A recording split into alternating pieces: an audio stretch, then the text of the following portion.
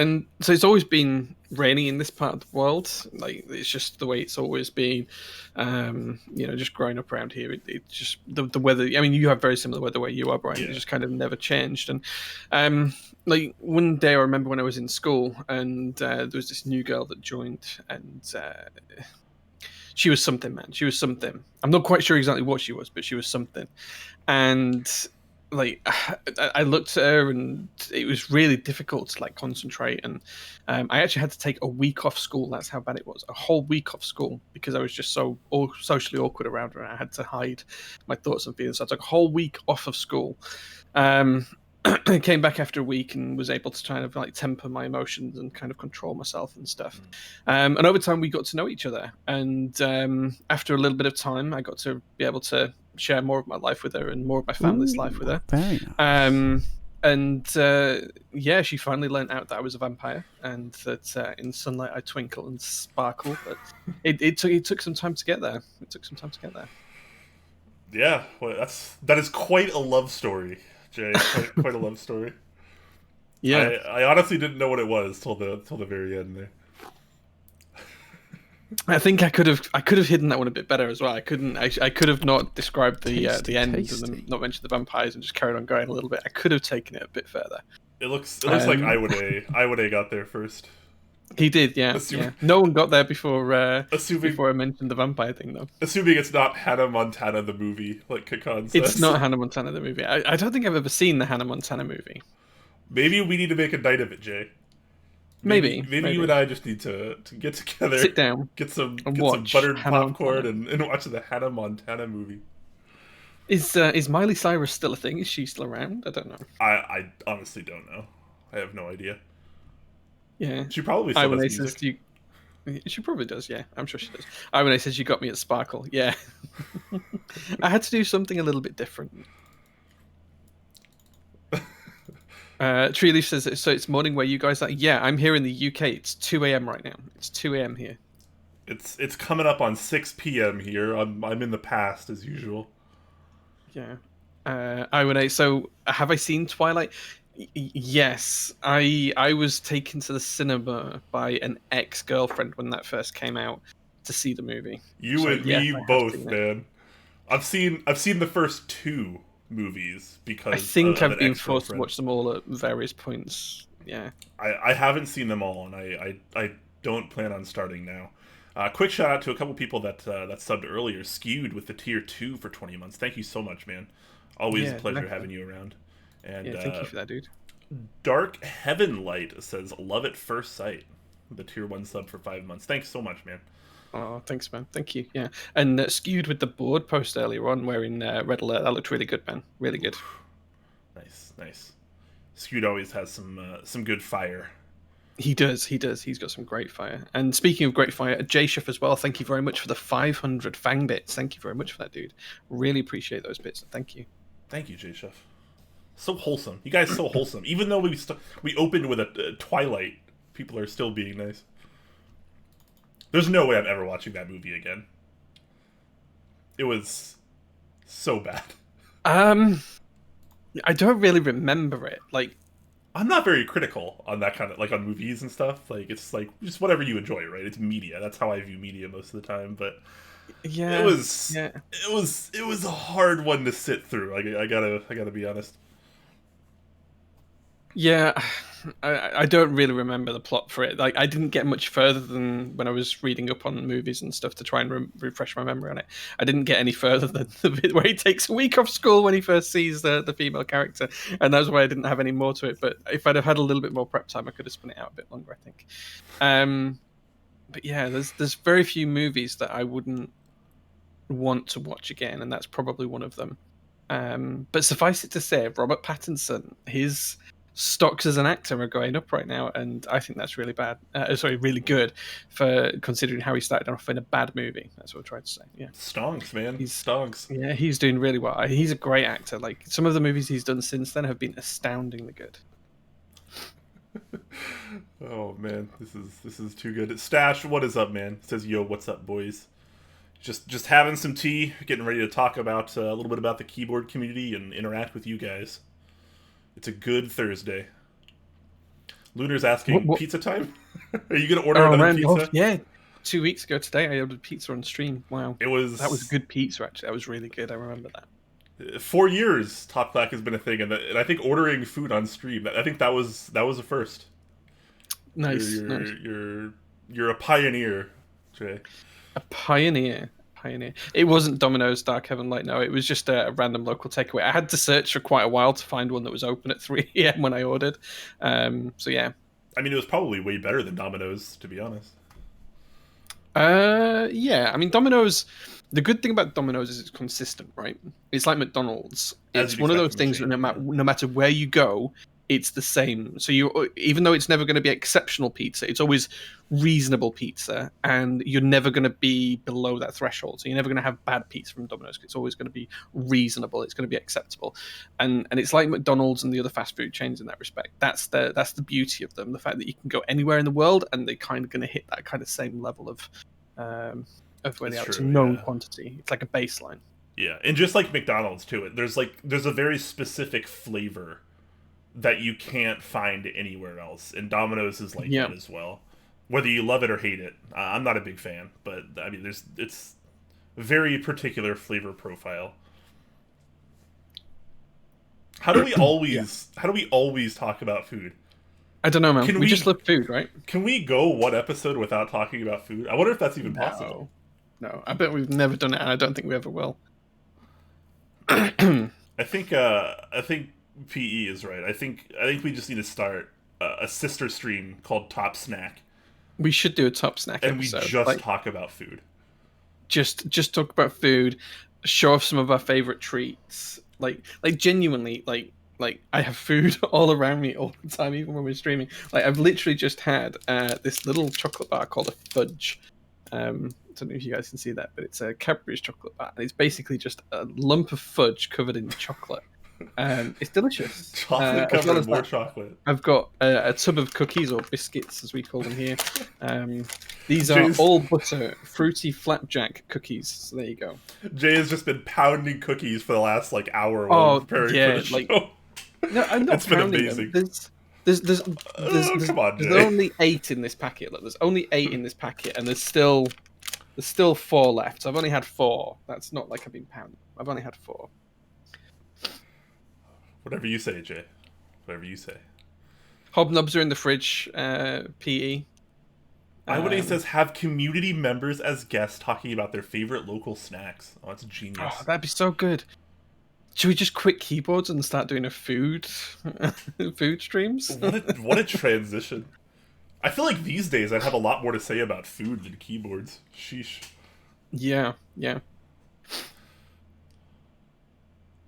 You know, I'm Jay all Chef in on says he's Top all in. Snack. Yeah. Do we? Maybe we should just do this. Maybe we have to do this. Yeah. PE, they're in the fridge because they're chocolate covered ones. So to keep the chocolate nice and firm, they're in the fridge, and I take them out about 10 minutes before I want to eat them and let them warm up to room temperature. Chuleta says keyboards are rectangles. Food is ever changing. Oh man, That's yeah. gotta be a shirt. That's gotta be a shirt. And there is already more different types of food on the planet than there are types of keyboard. I'm pretty sure. April Fool's Pretty episodes start planning now. No, if we're doing it, we're going all in. there's no joke about it. There's no April Fools. It's either Top Snack or bust. Top snack or bust, yeah. Top snack. Oh my god, what is this world turning into? I don't know. But yeah, I love a good snack. Like if you guys haven't seen my Insta stories, like quite often we'll show what I've got going on in the fridge and stuff. So snacks and treats are more important to me in the warehouse sometimes than keyboard parts are. Yeah. Yeah, I mean, you actually need food to survive. It's sustenance. You don't need Really? keyboards to survive. Am I right? Am I right? You can survive without keyboards. I mean, you could try eating a keyboard if you wanted to. I mean, there must be some nutritional quality in a GMK set. Do you remember? I don't remember who it was, but I very think it was in 2016. There was a video of a memer that broke apart a keycap, like tried to like basically get it like into smallest pieces as possible, and he ate it. Wow. He ate the keycap, and it was like around that like chuckling kumquat era, where it was all about Right. like you Okay. had That to era. eat Yeah. Okay. things, you had to lick things, like that was like the cool thing to do. Oh man, that was such a weird time in the keyboard history. Ooh, Yeah. There was nice. other things as well that went on at that time that I remember. There's a lot of things that went on. It's true. Yeah, some really bad things. Yeah. Iwane mentions that there is the keyboard waffle line. There absolutely is. Yeah. It's true. That's been around for a long time. A long time. DJ Sato, thank you so much for the 3 months of tier 1. Appreciate that. Thanks, man. Yeah. Thank you. And to IP9932CD. I hate saying that username out loud. But thank you so much for the tier 1 11 months, man. You gotta change your username. Golly. Like everyone knows who you are at this point. Like you should just change it. Yeah. Just IP, right? Yeah, that works. The keyboard waffle is useless. It's Onzi. Oh my god. Is there not an ISO version? I don't know. Maybe I should make one. And you'd sell 13 of them. Yeah, that's all of the ISO users, right? That's literally all of them. Yeah. Oh man. Spend 100,000 euros developing this product and sell 13 of them. Yes. Oh man. That's what we want to do. I feel like we should probably start the show now, but interacting with chat is just so much more fun. I know. I love chat. Chat's amazing. Like I know it didn't really get a ton of views, but the episode that we did like a month or so ago, that was just like tea time with Top Clack, where like we had nothing planned and we just sat there, we drank tea, and we interacted with chat. That was like one of my favorite episodes, just because it was so much fun. Like having be. Do you know what I like more about the whole way we've changed Top Clack is the fact that we can interact with chat a little bit more instead of just reading and looking at news sites. The fact that we can interact with you guys makes it so much more fun. Well, I used to not be able to look at chat because like I had to pay attention to like what was happening, what was being shown on stream, as well as like scroll through what I was showing. So I just like I didn't have time to look at chat. But nowadays it's a lot easier. Yeah, for sure. Oh, all right. But with that said, I'm gonna go ahead and roll the intro, and we're gonna get started for today, guys. Don't worry, there will be much chat interaction as of recent.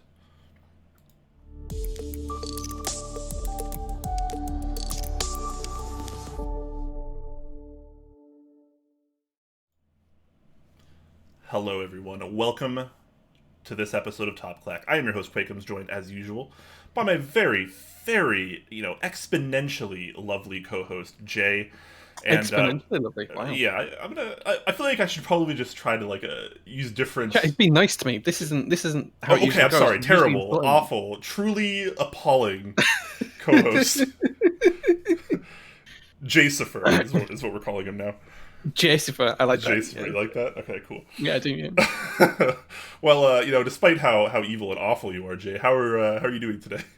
I'm doing all right, man. I'm doing all right. Things are going good. It's 2 a.m., but I have Friday off this week, so I don't have to get up for anything, which means that I don't have to spend an hour on the couch sleeping here at the warehouse and then cracking on with work. I can actually go home to my bed, have a couple of hours sleep, and then come back here for like 10 a.m. So yeah, it's going to be a good day tomorrow as well, or Friday. So yeah, it's good. It's good. Nice. Yeah, you gotta go home, order a pizza, eat that, go to bed. If my wife knew that I'd ordered that pizza, she would berate me for it because I didn't eat it with her. It wouldn't be the fact that I ordered one; it'd be the fact that I didn't eat it with her. That'd be the issue. Well, here's the play. You order two. You order one for you, one for her. She can eat it at her whatever her 3 a.m. morning is, or 4 a.m. morning. It'll be great. It'll be great. Truly asking if you're tired, Jay. Big 2 a.m. for you. Do you know what, man? I'm kind of used to doing this now. So usually before the show on a Thursday, what I'll do is I'll finish my day job about 6 p.m. I'll go home, have some dinner, and then for like 8 p.m. I'll try and get into bed, get 4 or 5 hours sleep, get back up at midnight, midnight, something like that. And then I drive to the warehouse where I'm at now. And the warehouse it's only about 10 minutes away from my house. It's not far, so it's quite easy to get to. stay here for a few hours, and it depends on whether it's a working Friday or a non-working Friday. So if I have to work my day job, I'll just stay here, watch TV for a little bit. I actually finished Avatar after the last stream as well, so I have fully finished all 3 seasons of Avatar now, or whatever Netflix classes the season. All of the first books, I think the books. Yeah. So I need to look out for Legend of Korra next. Yes, and then just work. Or if it's like tomorrow or Friday, it means I can go home, get into my actual bed, and cuddle up to the wife and the dog and go to sleep, which is nice. Jay is a busy, busy boy. I was wondering if you're ordering any food tonight, Jay. No food ordering tonight. No. I had my little fudge bar earlier on. That's enough. My little. Do you know what these are called? A finger of fudge, which you could construe is a little bit misleading in the title, but that's what they're called. They used to have a song that used to go with these when they went on advert, and it used to go, "A finger of fudge is good enough for you." So there you go. A finger of fudge is good enough for you, Brian, and it's just enough as well. You know what? All right, Jay. I'm pretty open-minded. Let's give me the finger of fudge. I'll give it a shot. I'll send you some fingers of fudge. Yeah. I believe you will. I absolutely believe that. Anyways, on to the actual topic of the show today. We wanted to touch on something that has certainly been on my mind a lot lately, which is community stagnation. And I don't necessarily mean that in like a super negative way. I think a lot of what we're going to be talking about today can be construed as, negative. But that's not really the whole point of why we're talking about it. It's more of just sort of an open discussion, maybe a little brainstorming. The idea here is kind of the same as it has been for a lot of our episodes lately. Keep an open mind, and I think we'll get some good discussion and brainstorming out of this. If you just take it maybe at face value, then maybe you won't get quite as much out of this discussion that we're about to have. So, anything to add to that, Jay, before we get started? No, I think that's a pretty good way of putting it, and I think there's a lot of kind of interesting things we can talk about throughout this, from innovation and why we joined the community and all of that kind of stuff that we'll get into. So lots of good things to talk to on this one, I think.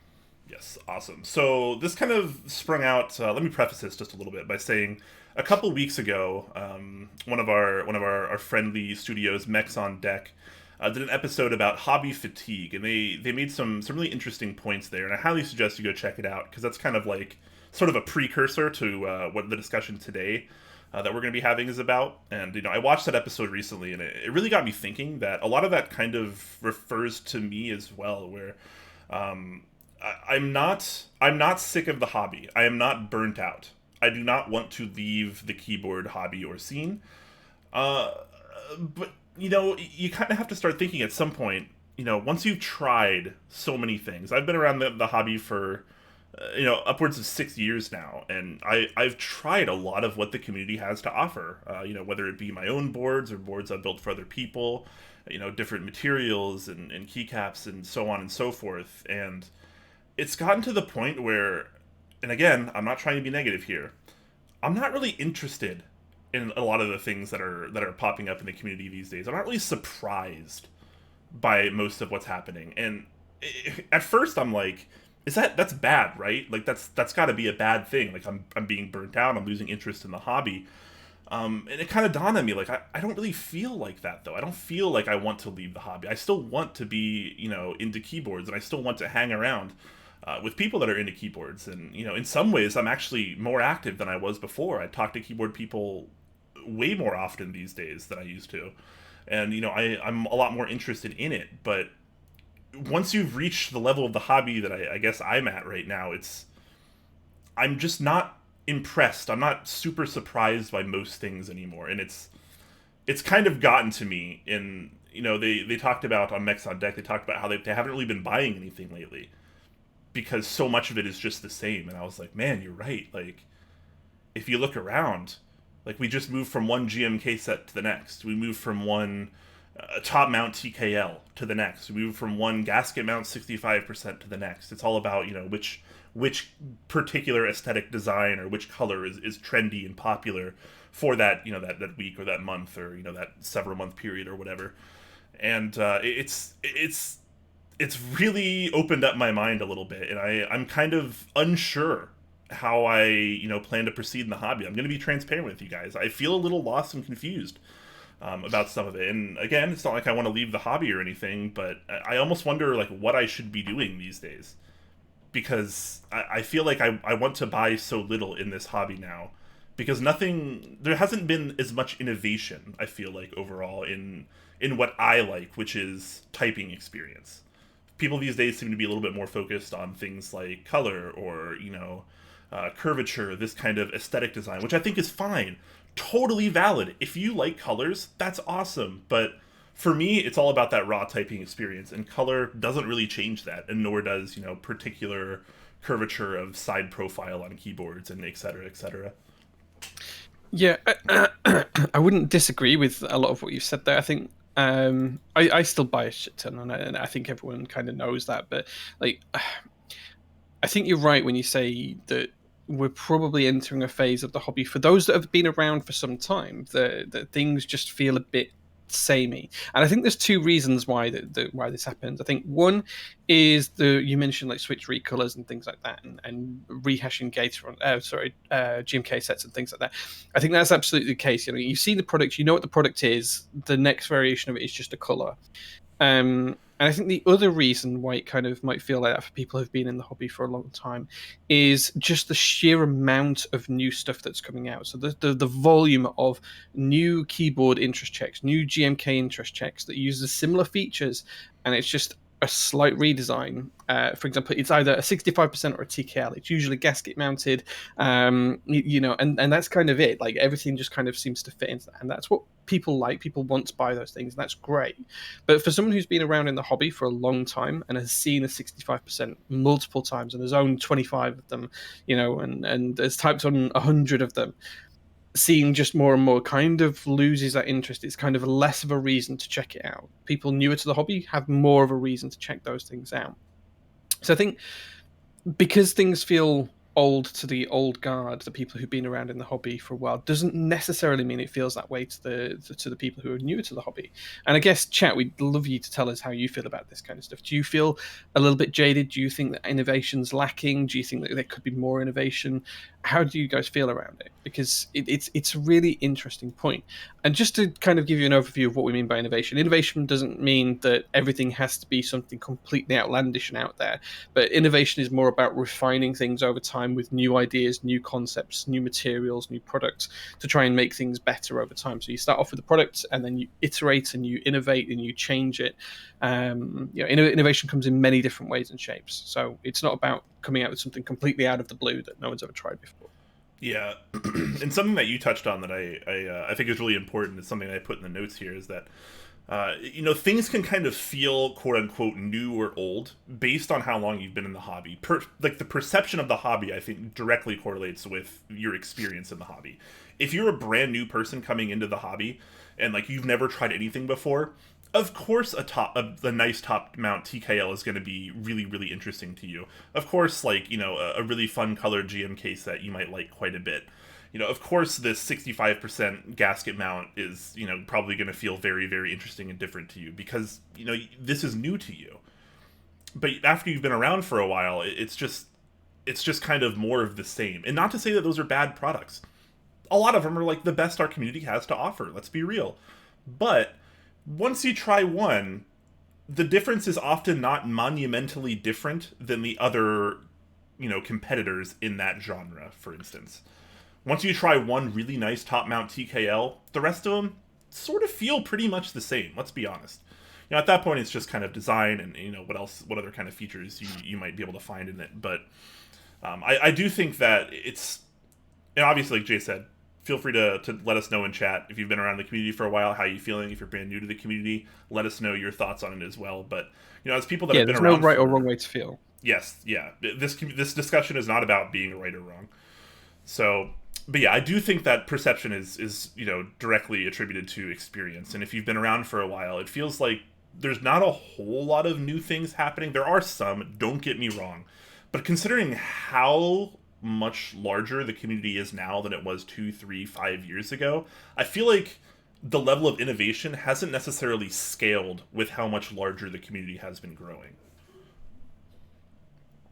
Yeah, I think that's fair. I think there's a couple of good points that have come out of chat as well. I just want to track up as well. Melodette had a couple of points, and effectively said that they think they buy about the same number of boards stroke sets per year, but because of the sheer volume of group buys, they actually feel like they're participating less. And I think that's a really, really valid point. Like, you go back 3 years and there were 5 to 10 GMK sets or SA sets a year, right? That was it. There was probably 10 key set group buys in a year on average. If you go back to 2016, something like that. And I'm making numbers up, but it'll be something around that kind of viewpoint.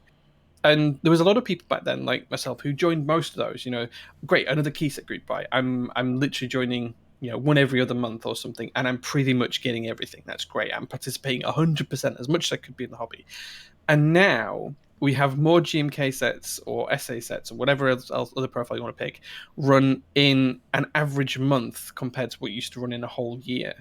And they're all still getting made. And there is no way anyone could keep up with that. There is no way anyone could afford to buy every single GMK set rationally, realistically. And there's no reason anyone would want to either, because there's just so much going out there at the minute. So I think that's a really, really important point, that it goes back to what we both said at the beginning, that things might feel old just because it's being rehashed constantly, and we're seeing so much of that rehashing compared to what we used to see, that's just the way it feels right now. But I wouldn't say that's any different to any other hobby if you start to look at it in a bit more detail. You pick any other hobby, golf, RC planes, whatever you pick, there's going to be that kind of where it's hit that peak of growth, that the new products are just coming and coming and coming and don't stop. Yeah, definitely. Jace the Poop Scooper in chat says there's way more options now for someone who missed old limited boards, and just to kind of, that's totally true. And to play off that, it almost makes me feel like a lot of the products that we are coming out with these days, they feel less.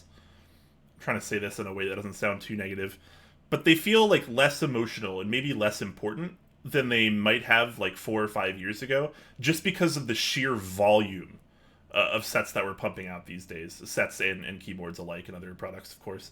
But I mean, if you look at GMK sets, for example, it's like, a GMK set, I feel like it used to be like a really big deal that like the entire community kind of got behind. Back when we had very few running per year. But now it's like you miss out on one, but the next month there's going to be another 20, and like one of them might be close enough. And it feels like and I've said this on episodes in the past, I feel like we often, as a community as a whole, we kind of take for granted a lot of what we have, and we kind of just move on to the next thing really, really fast and really, really easily. So you'll see one popular GMK set and it's really popular for a month, and it kind of dies out, and then it's on to the next set, and then it's on to the next set, and then it's on to the next set. Yeah, that's kind of how I feel about that. Yeah, I completely don't disagree. Cookie Curls has a good point as well. They say, I feel like there is so much opportunity when it comes to aesthetic design of keyboards. I think we're just getting started in the creativity, quality, and complexity of what could be done. I really hope you're right on that. Like, my genuine hope is that you are absolutely spot on with that. I think we have seen some innovation in that kind of respect in terms of design and creative elements over the past couple of years. Everything has gone from being just standard rectangles. You can you look back at some of the early Noxury designs, and they're really, really angular, and they were great for that. They were absolutely perfect for the time. Like, some of the best boards I've had have just been rectangles that are really simple, really clean lines, and great. And I think if you compare that to something like, I don't know, say the Noah 65 that came out by Matrix, which has just got like 15 different parts that bolt on for no real reason, just an aesthetic reason, and like there is a huge difference that we're seeing in that. And I think aesthetics is an important part of innovation. You can innovate around aesthetics and design, and qualities is probably a separate one, but I don't know if that's for me. I don't know if I'm just jaded in the fact that I like the old stuff. And I own both of these boards. I've got a couple of Noxury boards, and I've got a couple of Matrix boards as well. So I'm talking about products that I own. So I don't know if having all of these little design affectations is actually where I'd like to see things go, or if that's just not me. But the beauty of the hobby right now is the fact that they can do that, and there will be a market for it. and Zondak can do his boards and there will be a market for it, and everyone else in between can do their boards and there'll be a market for it. That's still growing and growing and growing.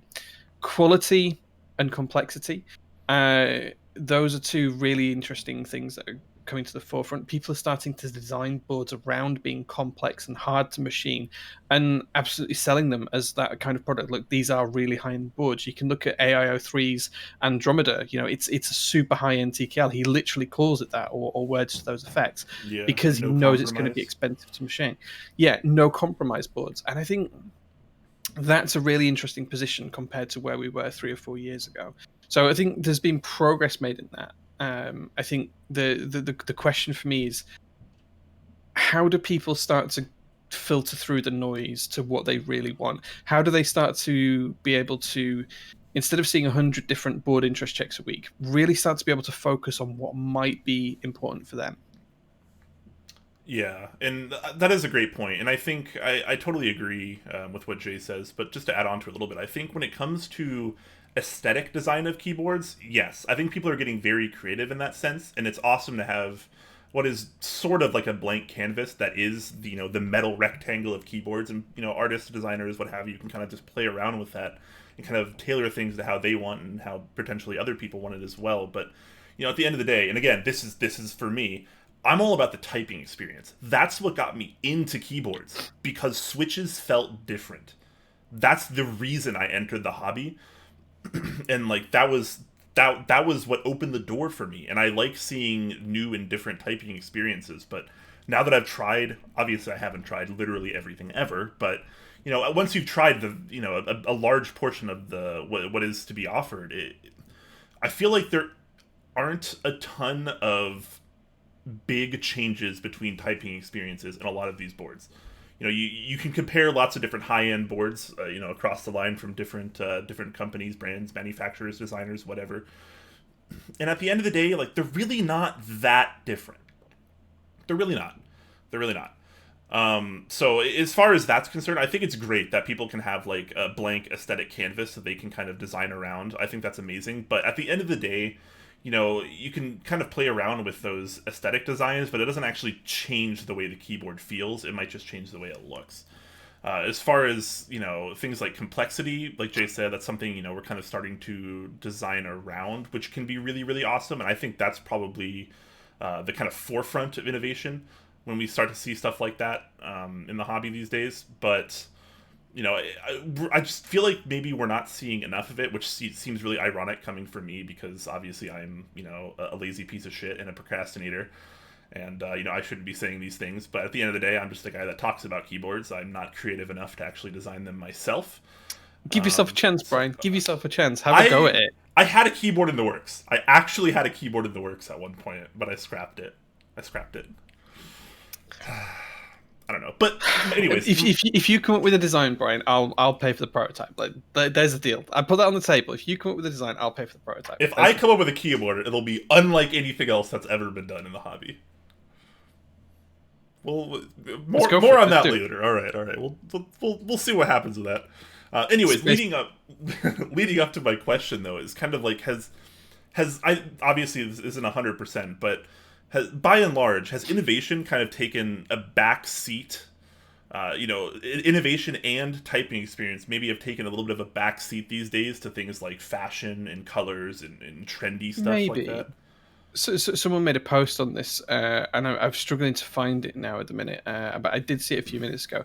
But they mentioned that it might be that a lot of designers and vendors are targeting people that are newer to the hobby to help grow the hobby, because they're an easier sell for the vast majority of things. And I don't mean that negatively, I mean that quite positively, because they're trying to expand the community and trying to make it bigger and better. And that means that whilst that growth's happening, innovation's kind of dropping, and it will take a little bit of time for that growth to level off, for innovation to come back, as those people, that group of people that have joined in the last 12, 18 months, start to learn what they really like and be able to come up with their own ideas and their own riffs and takes on it. And the existing designers will take that feedback as well, and they'll build upon that as well. So I think that that's a really good and important distinction, that because we've seen that huge growth in the hobby, and we have, it's massive, it's been absolutely huge, it's been exponential as a growth in the hobby. We haven't yet given it enough time for the innovation curve to catch up with that growth in the hobby, and it might be something that's just around the corner, that all of these cool projects are just going to become announced and out there. And it may be as well that COVID and 2020 being the year that it has just delayed that a tiny fraction as well. So we have to remain positive. For sure. Dark Heaven Light brings up a point I want to touch on as well. He says, to innovate is expensive, though, to do prototyping, etc. I totally agree. And this is something we kind of wanted to touch on during this conversation as well, is kind of like, why do we see less innovation, per se? Why do we see so many people just doing different colored GMK sets, recolored JWK switches, or, formerly Gateron switches was popular as well. And I honestly think a lot of that comes down to risk versus comfort. When you run a GMK set, insert basically whatever GMK set you want here. It doesn't have to be the most popular, but you know what? It's probably going to be pretty successful just because of the size of our hobby. You're going to get enough people that like whatever colors you put together to buy your set most of the time. That's almost always going to happen. Same thing with the JWK and Gateron recolors. It's safe. Yeah. You know what to expect. The switches are there. They're tried and true at this point for the most part. And people like them. If you like one JWK linear, you're probably going to like the rest of them. And demand is going up and up. So all you have to do is recolor a JWK switch, and bam, you have an audience. You have a lot of people that are going to buy that product for sure. Yeah, and that will in time generate more innovation as well, because the reason why these sell really well is because it's two factors. One, that the hobby's exploding and product just isn't in stock in our hobby right now. No one can produce fast enough or quick enough or buy in initial quantities enough to kind of keep stuff in stock for a long period of time. That's just where we are. That will change over time, and as that changes over time, it will allow vendors who will start to have more funding available, and basically they're going to have a larger pocketbook over time where they can start to invest in innovation more. So we are in kind of like that stopgap phase. It's not like a permanent time. I think it will come to an end, and we'll start to see it flow through a little bit more as the hobby grows. It's just, we're just in that interim phase at the minute. It's just about to tick over from being a niche hobby into something that's kind of mainstream, and we're almost there. We're starting to see a lot of big player companies come into space. I mean, look at the whole Glorious and the Glorious Pandas and everything else and all that kind of stuff. It's just a fraction of a hair's breadth away from tipping over into becoming more mainstream, and that's where we'll start to see the opportunity for more innovation, I think, as well. There's a couple of points I wanted to bring up. Space Blanket mentioned Penrail. Yeah, Penrail. Well, I didn't invent that. I mean, the Penrail on the J series was literally my modern homage to the vintage boards. Like a lot of people, I take a lot of my design cues from vintage stuff, so that's where that came from. Morgan Carver said, how much are prototypes generally? That can depend and vary massively. Like, it all depends on the design. It depends on whether you want to do a 3D printed one to just get a feel for how it lays out, or whether you're actually going to go into producing it in the correct materials and finishes. It could be anywhere between a few $100s and a few $1,000s. Depends on how many times you need to re-prototype and how many times you innovate and change the product and iterate. But yeah, it could be anywhere between a few $100 and a few $1,000s per round, effectively. Depends on what you do. Yeah, definitely. And Scrubby Sean in chat points out that boards like the Evolve and the Box 75 that have a combination of being unique aesthetic and design to it. Again, this is a very open-minded discussion, like we said previously. We're not saying nothing has ever been innovated on or that nobody is doing that. It's not what we're saying. There's other examples of that too. The Constellation with the multi-mounting system. Cool innovation. Yeah. The Lodestone. They came back happy. Yeah, the K-Mac. Well, I mean, that's older, but I mean, like that was ahead of its time. Like a lot of 2015, I think that came out, something like that. 2014, maybe. I think it was. But that had multiple mounting options. Yeah. I mean, that was kind of ahead of its time. Sort of like the some of the OTD stuff. I feel like was like the technologies we kind of brought back with boards like the Gasket 00. Then obviously we have stuff like Keystone, those new switches that were kind of engineered between Kale and Hatav Input Club from the ground up. that's a really interesting step forward for the community. Things like the Lodestone, a project that Jay's been involved in as well, upcoming. That's using a lot of magnet technology, which we haven't really seen in keyboards before.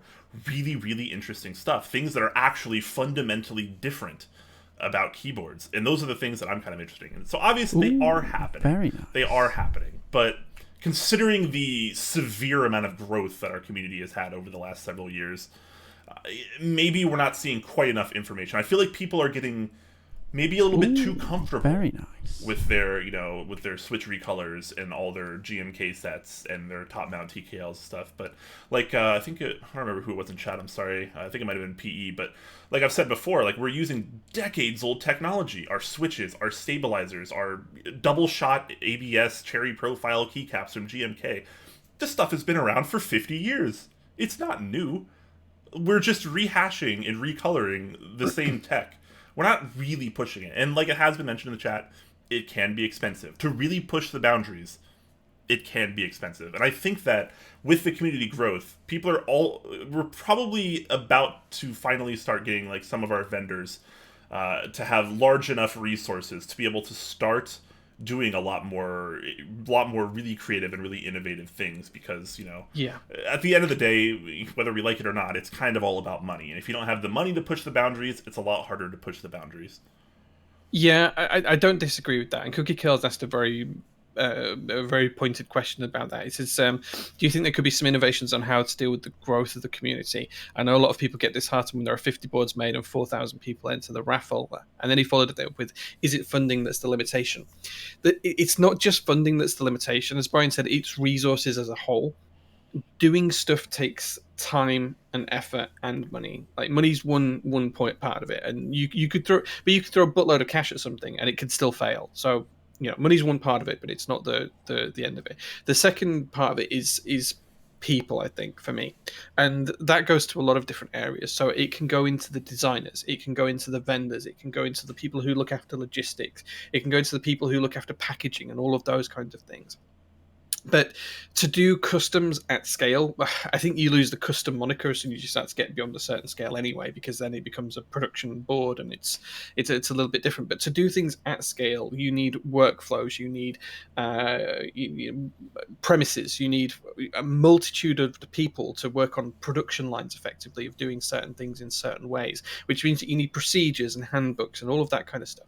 And it just takes time to get there. Like all of the vendors started off as one-man shops. If you speak to Mike from Novel Keys, he started out, it was just him, and he was doing bits and pieces. And, switch testers. That grew, and and he started doing the switch testers and the switches, and it just grew from there and grew, and now there's 5 of them. If you speak to, Zeal, it was just Zeal, and it still is Zeal and his family, doing the same sort of thing. You speak to pretty much any of the vendors, and that's the same case. You speak to Louis at Island KB, it's the same. My keyboard, it was David and Yulia. They started out, they couldn't find certain boards that they wanted to buy, so they bought a few boards from Leopold and Varmelo and people like that and stocked them, because why not? They thought it'd be a great opportunity, and it just kind of grew from there. But to get to the kind of level of growth that we're talking about, a really good analogy of this is looking at 3D printers. So if you look at Prusa, for example, Prusa is probably the big name in 3D printing right now. And there's a really good video that actually shows the history of Prusa. And I think we're on a similar trajectory as a community overall, where it just started out as 2 guys in the basement, and now it's a multinational corporation with 700 employees. And I think we're not a million miles away from somewhere in the community getting to that kind of level. I think there's vendors now that are starting to hire people in the tens of people rather than single digits. That's starting to happen. But that growth's just taking a little bit of time. And it'll get there. But it's not just money. It's resources and people. People really, really make all the difference. That's the big difference between something that's really innovative and not. It's the people behind it. Yeah, I completely agree. Shout out to Switch Keys AU, who donated 3 tier 1 subs. So thank you so much for that. Very, very appreciated. Oh, thanks, Steph. Steph, thank you. Appreciate that, man. Iwane says, waterbed mount win. How did you know what I was going to do for my keyboard, Iwane? Come on, man. If I make a keyboard, there's going to be water integrated somewhere. There's going to be some kind of fluid integrated. Water cooled. Hey, actually, I'm not going to say it. I just had a really, really good idea on something you could do on that, but I'm not going to say it out loud.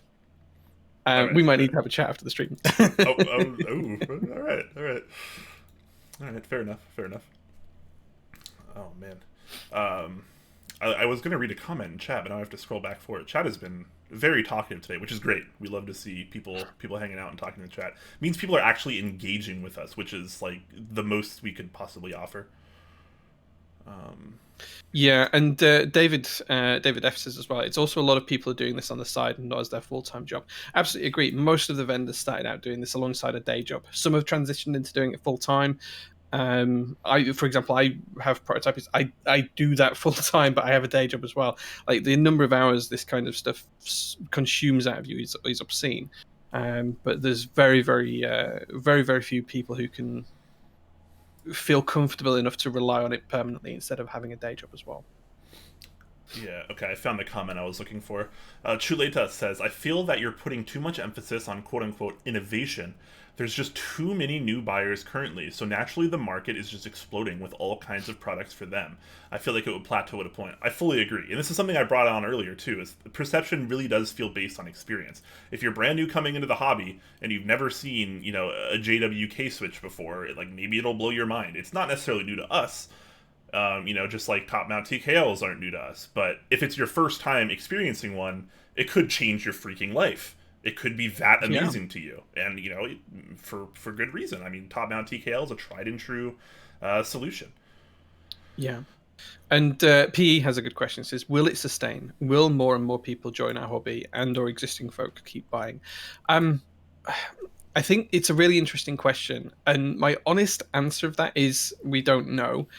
But my realistic answer is yes. The world's getting to a place where people like premium products, right? Okay, the level of consumerism in the world today is kind of unlike anything that's been seen. People like to have high-end brands, and one of the most interesting things that happens to me is when I get deliveries from workmen, or I have companies come out to fit blinds or whatever else I'm doing, or to look at installing electronics machinery. They always ask what I'm doing, and they don't quite understand why keyboards until I try and give them an analogy that works for them. And if you have a workman that comes in, he might have a drill that he uses to put up shelves, to put holes in walls, to mount screws, to do whatever else he needs to. And if he's using that tool day in, day out, he wants a good one. So he'll spend $500, $1,000 on a drill and tools and whatever else he needs. He might have a toolbox that's got $10,000 worth of equipment in it.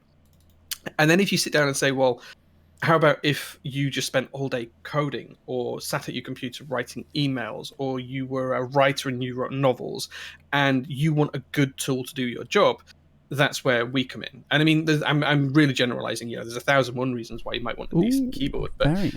That's where this kind of stuff comes in. People really like to have that bespoke, high-end product that dictates part of their life for them. Most people buy a smartphone that's worth $500 plus these days because they like to have that one item that's theirs and that they identify with and they can use for things. That's why I'm in the hobby for keyboards, because I like to have a really nice tool to be able to do my job. My job is mainly writing Jira tickets and emails, and to have a nice keyboard to do that with was absolutely fantastic for me. And that's kind of what drove me into the hobby. Now I have a stupid number of keyboards and I could never use them all, but hey, that's a different matter entirely. So I do feel like the hobby will grow and it will carry on growing. And I think that there will always be a market for things like this, but you'll have people that drop in and out of the hobby for periods of time. They'll come in, they'll get a new keyboard, and that'll be what they need. They'll drop out of the hobby for a couple of years, and then they might decide to come back, But customization, bespoke products, that's what people ultimately really want. They like the high-end feel. Yeah, I mean, at the end of the day, it is very much a luxury hobby, whether we want to admit it or not. Most of us don't need, keyboards this fancy or expensive, to be honest. But hey, we're all here, and you're watching a show about keyboards on Twitch, and we're doing a show of keyboards on Twitch. So something led us down this path. What's better, needing a keyboard and buying 10 rubber dome keyboards in 10 years because they keep wearing out, or buying one really decent high-end custom that probably costs the same amount but is something you can cherish forever. It's true. How many people, Mr. and I want to hear from Twitch chat too, how many people in this hobby have bought one keyboard and one keyboard only, and you don't plan to buy any more? Because I feel like that used to be the argument for getting into keyboards, is longevity, right? something that's going to last you a long time, something that you only have to buy one of, and then you don't have to worry. Well, And then somehow the rest of us have just fallen into this hole. It's one of each type, right? That's the thing. It's Right? it's it's a 65%. It's a 60%. It's a 40%. It's ones that have wing keyless, ones that don't have wing keyless. It's HHKB. It's not HHKB. It's got an F row or it has a pen rail instead. It's one of each of these types, right? That's how you're phrasing this. I Right? mean, I'm guilty of it too, right? It's not like I'm any better. I bought my first mechanical keyboard because I wanted something nice. I wanted something more premium that was going to last a long time. And then after a year, I was like, I wonder what else is out there. Interesting. And then, different typing experiences, and one thing led to another. Yes, quick shout out though. I know you started it, but Mr. Petrov, thank you so much for the tier 2 sub. 2 years. 2 years. 2 Happy years. TC birthday, man. Yeah, and you know what, Mr. Petrov, your voice can be whatever you want it. Yeah, passport or otherwise. Just out of interest, Brian, how many keyboards have you got right now? Like, how many do you own? Right now? I don't know. Somewhere between like 20 and 30. Okay. It's bad. I don't know, right? It's bad. I don't know how many. I couldn't give you an accurate number either. Like, I could not for say you, how many you have you have way more keyboards than I do, though. It's like for you, I feel like it's a little bit more justified. Maybe. I don't even know how many I have. Imagine saying justify and Jay's keyboards in the same sentence. My justification is I want them. Hey, I mean, I got nothing but respect for it, man. If you can pull off that kind of collection, more power to you. I got nothing against it. Yeah, just prepare for the mech market post when I finally decide to quit the hobby. Wow. That would be... God, has that ever happened before? Have any, people with, anywhere near that level of keyboards have had to make a post like that before? I remember previous Top Clack host, Man of Interest, Huey, he made a post. This was actually, I think it was before... It was definitely before Top Clack. He wasn't, leaving the hobby, per se, but he, was selling off a lot of his stuff, and he had... quite a few things, and he had this system on Mech Market where he would continually edit the post. Basically, every half an hour there would be a new 5 things for sale, and those would sell, and then half an hour would go by, and then another new 5 things would be posted. It was quite a journey, but I think I managed to snag a pretty nice board from that. Jay's retirement party. Oh my gosh. I did sell. I don't know if you remember this, Brian, but I did put a post upon the Top Clack Mech Market about a year ago now, and I think I sold about 15 boards then just in one day because I was trying to cull the collection. Yeah, I remember one guy bought, I think it was 4 duck boards off me. There was a TCV3 which I regret selling, and I hate the fact that I sold it. There was a couple of Vipers and there was something else, and one guy was just I'll take all 4 of them. I'll just take them. And it was okay, fine. Yeah, sure. Yeah. But I haven't sold anything since then. That was the last time I actually sold anything. I think I've done a few trades, but I think that was the last time I actually sold anything. Man, that's crazy. I feel like if you're going to keep a single duck board, it has to be the TCV3. Yeah, I kept a Viper V2, and that's a I didn't keep the TCV3. Not that the Viper's a bad board, but I think if you're going to keep a singular duck board, I think the TCV3 is the most interesting of them all. If anyone would like to offer me a TCV3 for sale, I might be interested. Oh man, I forgot where we were. I feel like we got. So did I. We kind of digressed a little bit there, but that's the beauty of this. That's the beauty of this. Yeah, we're not. That's the beauty of this. Here's Upas as well with the tier 1 subscription for 20 months, dude. 20 months. That's huge. Thank you very much for that, man. Wow. Thank you, Upas. Appreciate that, man. We recently had him on the show. For anyone that might have missed that episode, it was a great time. Upas always a very friendly gentleman. He's too good looking as well, man. He puts us to shame. I know. See, that's the problem. We got to stop having good looking guests on the show. Yeah, right. We've had Mike and Upas. Man. Even Hugo, right? Technically, Rama has been on the show before. It's just been 3.5 years. He does say lodestone, please. Man, I'm looking forward to the lodestone. Yeah, it's not far away. It's not far away. We just need to sit down to Flex and I and go through the final things. It's one of like 2 keyboards on my radar right now. What's the other one? What is it? It's Dale Snail's newest one, the Dalco Alco 959 959 Mini. Mini. Yeah, I'm a big I fan don't of that know. aesthetic. Like, I mean, like the car it's based on. I'm not so keen on the keyboard itself. I think it's good. It's nice. It's just not for me. I don't think. fair enough. Fair enough. Pio says, I can guess, totally not good looking. Yeah, you say that, but aren't you French? Yeah. Aren't like all French people attractive? Yeah, that's like a thing. Especially it's the language as well, right? When they start speaking in French, that's the thing. That's right. Oh my god. Okay, where were we? I feel like we should get back to the topic. I know, right? I'm trying to I like can't go back remember and what we're talking chat. I about. lost my train of thought completely. Oh man. All right. What do we need to add to this chat? What did we not cover about this topic? Yeah, I think one of the things we haven't touched on is where we have seen some innovation. So we've given you some examples of where we feel like there isn't any innovation and where we'd like to see some movement. But we have seen some innovation in some parts of the hobby. In the past couple of years, we've seen keycap profiles kind of take on to a bit of life of their own. Yeah. We've seen, Cat and Cam. They have absolutely blown the bottom out of the market. Like everyone is trying to do a cat set recently. The queue is hugely long right now, and things are taking forever to produce. And there's some sets that have sold insanely well in that profile. And I remember it must have been nearly 2 years ago when we tried out Cat Alpha for the first time, Brian, and it was like it was a bit of a revelation for us then. And like now it's just grown hugely. So we have seen innovation with that. We've also seen other profiles coming as well. So we know that there's the Novel Pro kind of profile coming at some point. Mike did give us some teasers about that on the show a couple of weeks ago, so go back and watch that if you're interested in that. Recently, we've also had Rama announce his Kate profile as well. So he did the flat keycaps. I can't remember what they were called now. But he's Grid. That's the one. Grid. Yes. And now he's got his sculpted.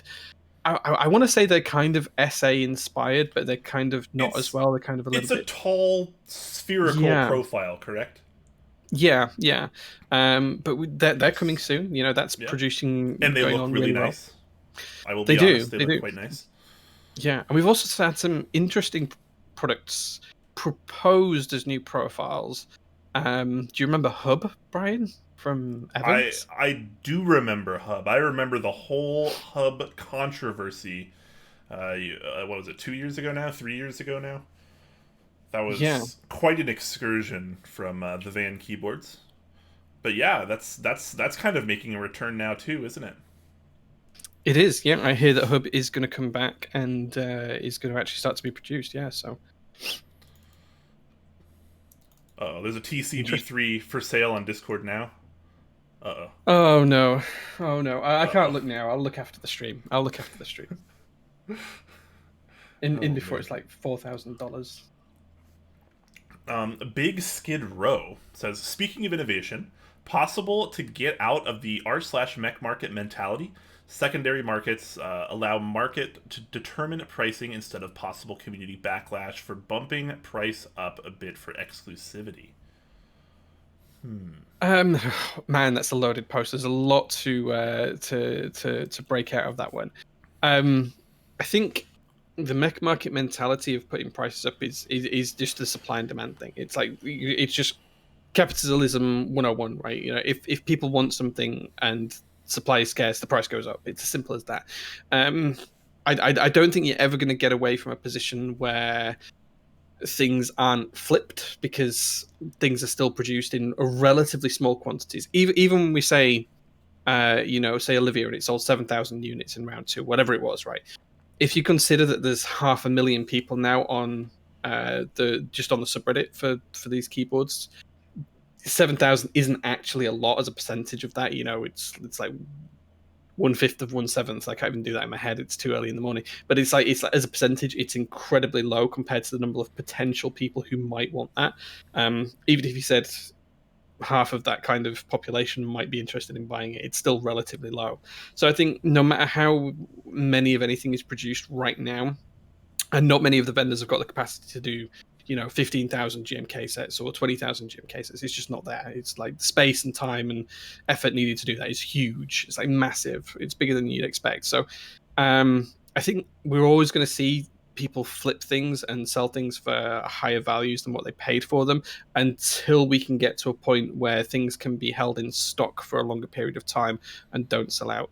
I don't encourage flipping, and I'm not a fan of it. And I'm in a lucky position where no one's ever flipped any of my products, like the original JO1s and things. All of the owners still own them. No one sold them. But the first time that happens, I'll probably be a little bit disappointed that someone's selling something that for a profit. But I think the second side of this is, do then designers and makers put prices up?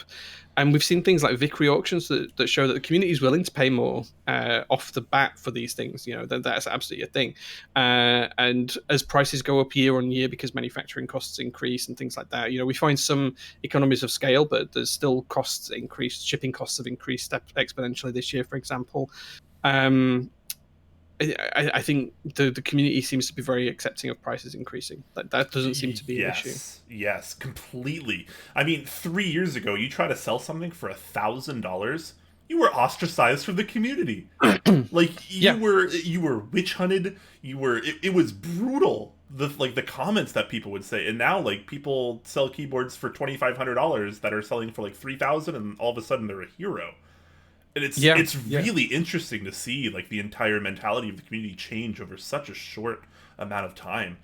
But at the end of the day, it really just goes back to, like Jay said, supply and demand. I mean, at the rate the community is growing, we just don't really have the resources to put out everything that we need to make everyone happy. And we had Mike on the show last month or the month before, and he was getting death threats because he didn't have enough NK65s to sell.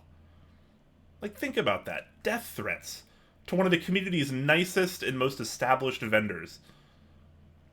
Like, it's mind-blowing. Beggars belief, right? Beggars belief, yeah.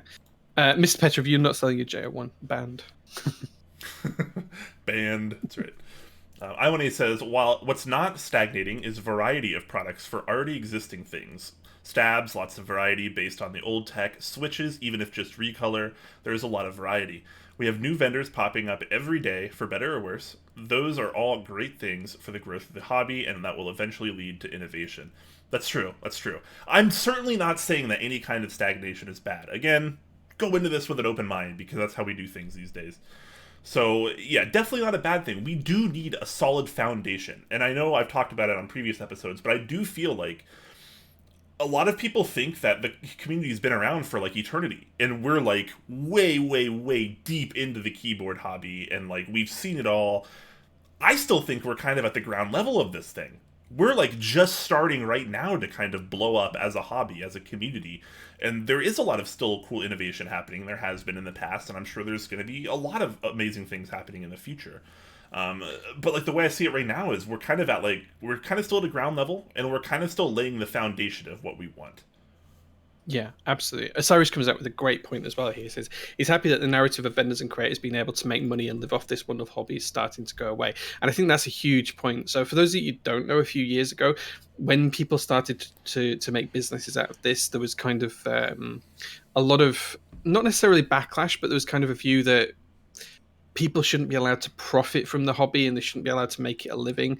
And some of the people out there put so much time and effort into making what they do the best it can be. People like Mike from Novel Keys, Upas who's watching from Canon Keys, they put so much time and effort into it that if they want to go full time, the fact that they can is absolutely fantastic. The guys at Keycall, they do nothing but live and breathe keyboards. That's what they do.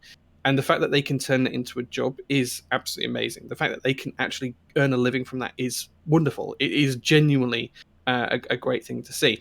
And sorry, I completely am with you that stigma that used to be there, the fact that it's gone away is a great thing. It's a fantastic thing. Yeah, completely agree.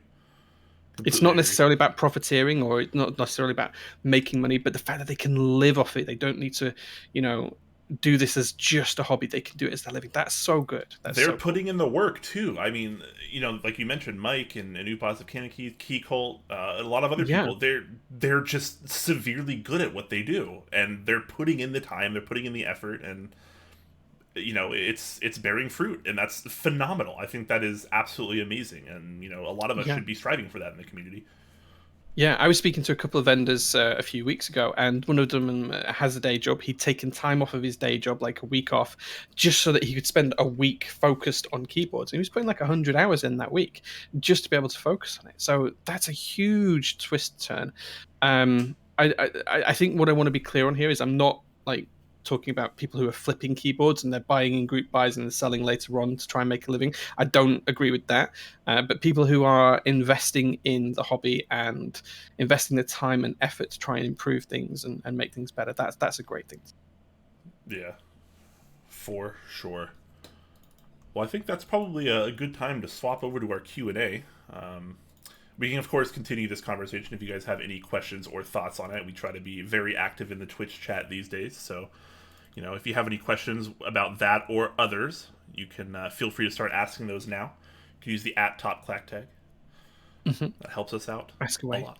Yes, absolutely. It certainly does. It certainly does. It's surprisingly, it does. Yeah. And for the next moment, we're going to be talking about our wonderful sponsors that allow us to do the things that we do. Once I freaking open these, because I totally forgot to. I don't want to hear it, Jay. I don't want to hear it. I swear I'm always prepared. Totally always prepared. Anyway, starting us out, we have the wonderful Novel Keys, Mike of Novel Keys. We were just talking about him. Completely lovely person. We love all the guys over at Novel Keys. Actually, they're freaking fantastic. Shout outs to Corey as well. So yeah, they have numerous things going on right now. GMK, of course, still one of the biggest hypes in the community. Novel Keys has 3 GMK sets going on right now, so if you're a fan of GMK, this is definitely one of the places to be. GMK Grand Prix is up for group buy right now, as well as GMK Mudbeam, and finally GMK Space Cadet 2. So one of my favorite sets getting rerun here. Absolutely love that one. Really Except for that Q key, right? I never found it. Like, really? Wow. So when I no joke, when I moved, I like really looked for it because I knew it had to be somewhere. Just never turned up, man. Just never turned up. Man, that sucks. Shout out to my missing Q key, which was actually replaced by 159 of Project Keyboard. He just sent me a new Q key. I was like, wow, what a guy, man. He's a good guy. It takes a powerful man to break up a GMK set.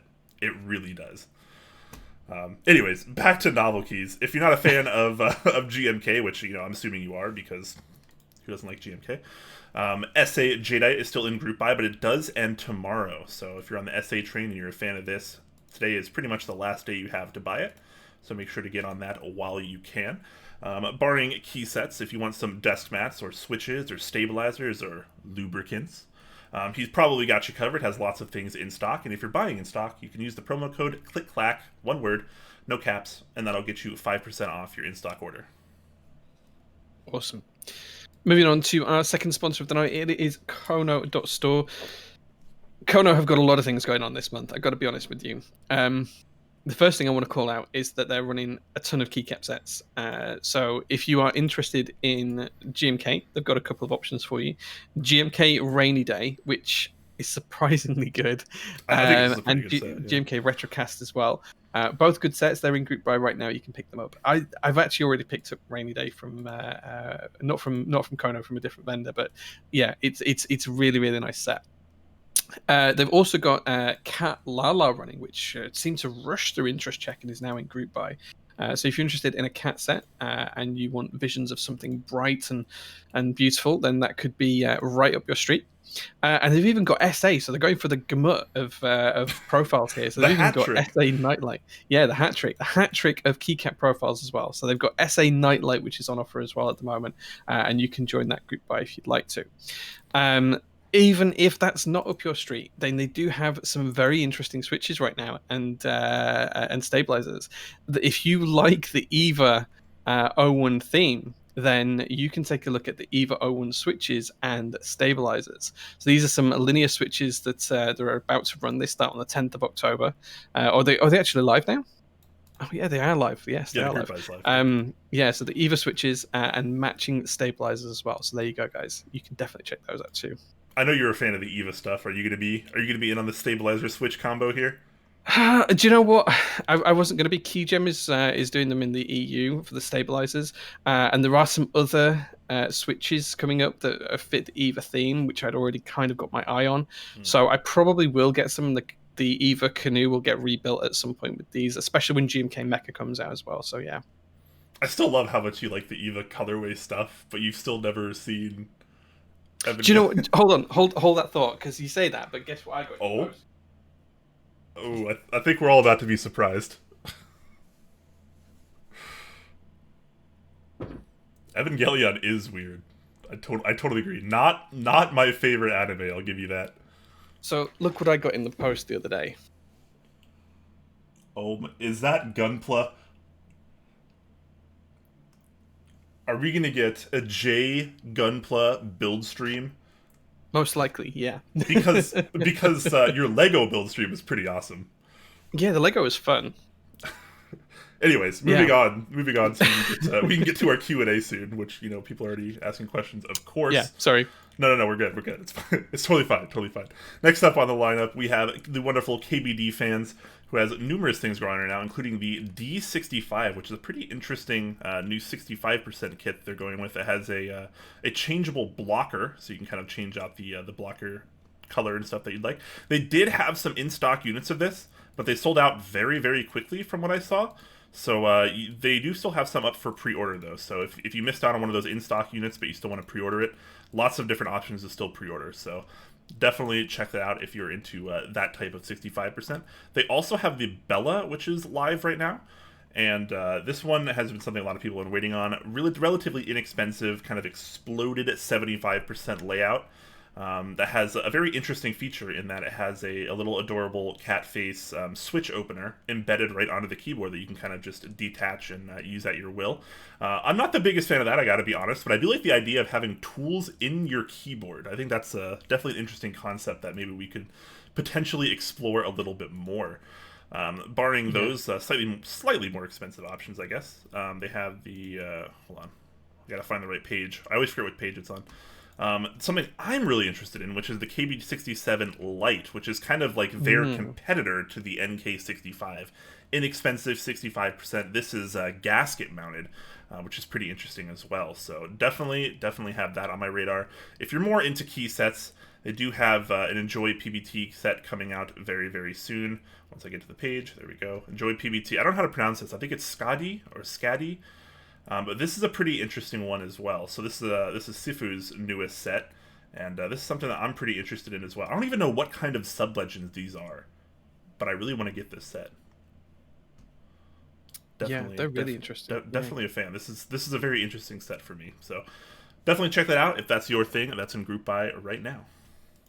Awesome. Jumping over to our final vendor then, it is, last but not least, the wonderful Leandrin and his store at Mekanisk. So a few things to call out here.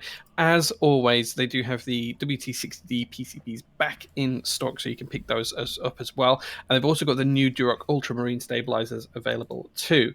I've tried those out a few times, and they're quite unique because they've got different colored inserts and housings, which match up quite nicely. So definitely worthwhile checking those out. As well as that, there's also the tease for both the E Ultra Hot colorway that's coming to a number of different Mekanisk boards this year, and also the Mekanisk switches as well. Those teasers there right on the homepage. And as Brian mentioned last week, we are likely to get some samples of both of those, so we can have a look at that color and also the switches firsthand in the near future as well. Yeah, I've been Definitely told. go check those out. I've been told that we're getting these pretty soon. The E Ultra Hot Fiel, I believe, and I am super excited because the pictures that I've seen of these have been freaking sublime. Yeah. I've been living in the Mekanisk Discord, waiting for people to post more because some people in Norway already have the Klippa, I think, in the E Ultra Hot colorway. He did a small run in Norway, I think. Don't quote me on that, but man. I've seen a couple pictures of those in the Discord, and my God, that's got to be one of, if not my favorite color I've seen in the hobby. Which is hard for me to say because I'm not a super bright, colorful kind of person. I like the silvers and the grays and the blacks. Brian. Don't say that. Oh, you don't. It's fine. You don't have to lie to me, Jay. It's fine. Anyways, back to the Q&A. Of course, if you still have questions, keep rolling those in. @TopClackTag helps us out a lot. We're going to start out with Deported Village Idiot, which is probably still to this day one of my favorite Twitch usernames. It's a great username. Yeah. Says, in the past year, 2 cat sets have delivered. Also, since last year, 2 to 4 cat sets are running every month. Does anyone else see a problem here, or is COVID completely responsible for the lack of production? No, I completely agree. I think that... I think it's fair to say that the mindset for a lot of people in the hobby is that cat sets need to start delivering before we continually run so many of them, and I kind of share that. I feel like we need to start seeing more delivered before we can start running more, because we had Cat Alpha, which was all right, which is their debut set. Then we had, what was the next one that shipped? Was it Milkshake? Milkshake and Cat. The KBDfans one, I can't remember what it was called, but the KBDfans in stock one as well. So I don't recall seeing much about the KBDfans one in terms of post sale quality, but Milkshake had some issues, right? I think there was some legend issues with Cat Milkshake. Yes, there was also some issues with some of the stabilized keys not returning as well, but they've been fixed apparently. But there is quite a few sets that are in the work. So I think after Cat Milkshake, and I am going from Key Captain to Heroes, there was Cat Eternal, then Cat Lich, then Drifter, then Specimen, then Oasis, and that only takes us up to the end of January 2020. Since then, there's been Lucky Jade, Atlantis, Cat Space Cadet, Cat Arctic, Explosion, Cat Blanks, Cat Hyperfuse, Cat Cyberspace, Cat Iron, Monochrome, and Mizu to date. There's also Cat Lala and Cat Refining Group by right now, and then there's more and more upcoming. So there's Comet, Napoleonic, and Slurp that I'm aware of. So there's a ton of sets that haven't actually run yet. There's a ton of sets that haven't actually started production, and some of those sets did absolutely massive numbers as well. So yeah. And I'll be honest, I love Cat. I think Cat is a fantastic profile. I think the texture of the PBT, the thickness of the PBT, and just the overall feel of the sculpt, which is relatively mild, I think it's absolutely lovely. It's without a doubt my second favorite set behind Cherry Profile, and But I completely agree. I think that we really need to see some sets delivered, some good quality cat sets delivered. I think that'll set people's minds at ease. But it does feel a little weird considering how we've only had like 2 or 3 cat sets shipped to really build up the queue as much as we have. It just goes to show you that everyone just wants sets, more and more and more sets, whether they're cat, GMK, or otherwise even. I don't think COVID is responsible for the lack of production, because they had queue issues before COVID too. I mean, it's a new profile, right? They're still learning and they're still developing, so it's going to take time. That's the thing. It's going to take time. Yes, yeah. I1A is asking, are we doing Top Clack Secret Santa this year? We are, right? Yes, we are. Yes, 100%. Okay. I've already started to create the server for it, and we should have an update and be able to launch it next week. Yep, sounds good. So look forward to that if you're a fan of Secret Santa stuff. Also, I know I keep forgetting to mention it, but we are going to be doing a Top Clack 4-year anniversary stream pretty soon. I'm going to be working on the details throughout the next week, and then I'll have a lot more info for you guys, and probably we'll be launching some of this stuff next week. When is the anniversary? Technically, the anniversary was like a couple weeks ago. Right. But I'm a procrastinator sometimes, so I'll be totally honest with you, and I hadn't worked on it yet. But I was asked a couple questions about it. Someone asked a while back if we're going to be doing a song contest again, and yes, we absolutely are. That has been like awesome. The pinnacle. That has been like the hit of the Top Clack anniversaries. We've done one every year so far, and this one is going to be no exception. So we're definitely going to have a song contest. That's going to be kind of the coup de grace, as it were. I freaking love it, man. The things that people enter have been amazing. Obviously, we know there's some people talented with music. We've had Dixie enter numerous. I think he's entered every year. He won our first year. Really, really good stuff. So yeah, that's going to be happening. We're definitely going to have numerous things to give away, as you guys can probably imagine. And we'll probably potentially have some other contests as well. Sounds good. Looking forward to that. Yes. Next question, I think, comes from Iwane. He says, if someone has what they think is an innovative idea, but they have no skills to actually make it happen, what resources do you recommend for them to explore to make it reality? We talked about the problem, but don't really discuss possible solutions. And with lots of new people, they may have new ideas, but no idea how to make it reality. Great point. Okay, that it's a great question, and it's one that is loaded with potential answers. So I think the first of all is they need to make sure that they've got the skills or know someone with the skills to actually turn their idea into a CAD design. That's got to be the first step. I'm assuming you're talking keyboards here. There's a ton of resources out there to be able to look at this. You can look at the AIO3 Discord for a load of guides out there. Martin Wartstroke EV also did a guide on how to start producing boards within CAD software, most notably Fusion 360, and quite a few other people have got some guides out there. So absolutely learning CAD is a huge element of that, and making sure that you can then create what's in your head or on paper into a 3D design is absolutely key. From there, you can reach out to manufacturing partners. There's loads of those available. You can reach out to vendors. They might be able to help you get manufacturing. Funding can be an issue. So some vendors will help with prototyping and trying to make that forward. You can also get things peer reviewed. Speak to people who've designed boards in the past. They might be able to give you some pointers. There's all sorts of common knowledge out there, such as how far away from the edge of the board to the edge of your keycap should be, and the depth of it, and everything else. Make it high profile or low profile, or whatever you want. So I think for me, the main thing is absolutely go out there and learn as much as you can. Start looking for those resources. Start looking into how you can learn how to do the design. Start looking into all of that kind of stuff. Reach out to some existing designers. Reach out to some existing vendors. Be polite with them. You know, don't expect them to give you tons of free time, but maybe give you some pointers and nudges in the right direction. Nurture those relationships. Grow them as best you can until you can kind of show off your idea to its fullest potential. Couldn't have said it better myself. In fact, I probably would have said it worse. I'm not sure about that. Heliu5? Helios? I think it's supposed to be Helios. Is asking, any EVA 01 keyboards coming soon? A friend of mine is the biggest fan. Oh man, so I recently got the Canoe Gen 2 in the EVA colorway, but I think that's sold out as a limited edition, but you might find one on the second-hand market. Other than that, I think it all depends on the designers. Matrix do EVA-themed boards quite often. I've got a couple of them. You just need to get lucky with it, man, or just have one recolored yourself. You can get one Cerakoted in whatever color you'd like, no matter what board you pick up.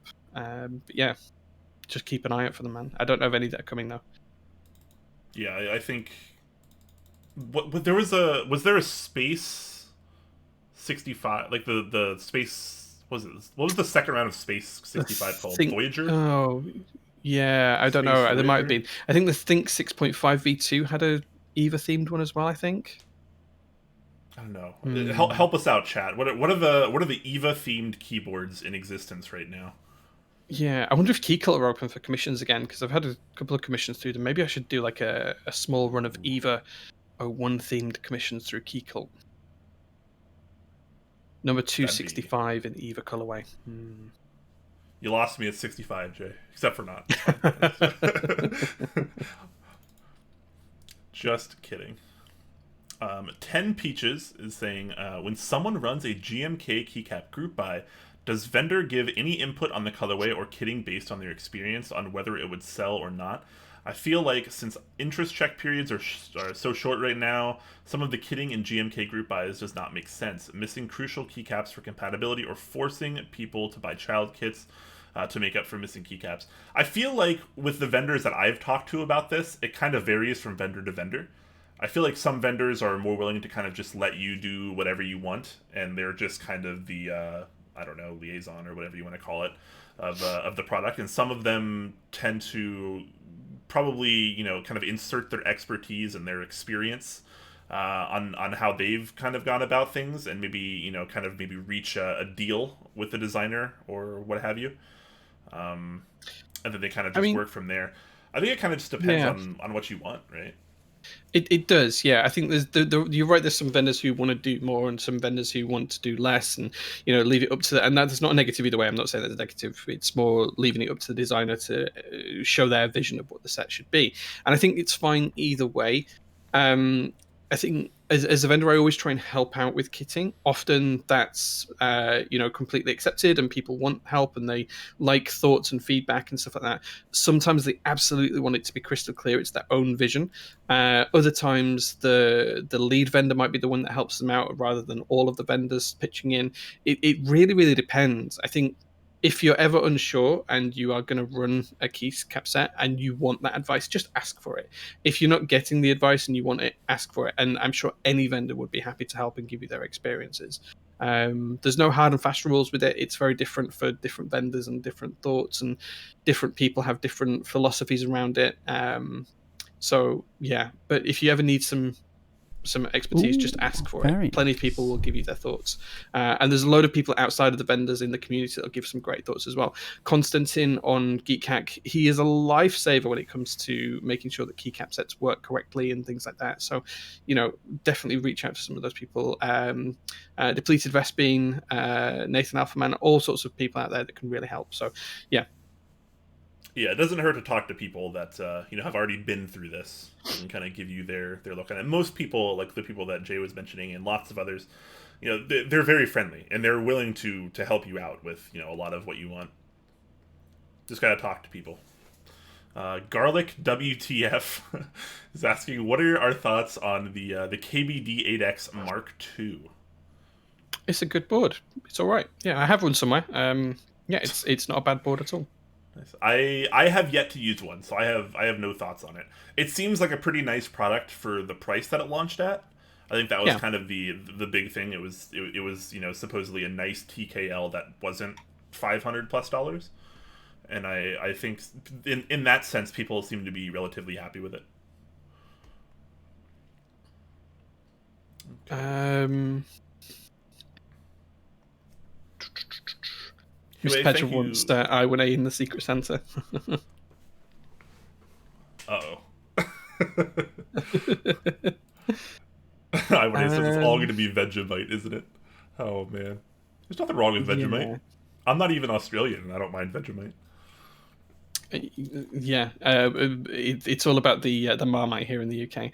Permeability says the Matrix Able X EVA 01. I actually have a Matrix Able, but I think it's the version plus that's in EVA colorway. I think I can't even remember what the board is. I'd have to go and have a look and dig it out.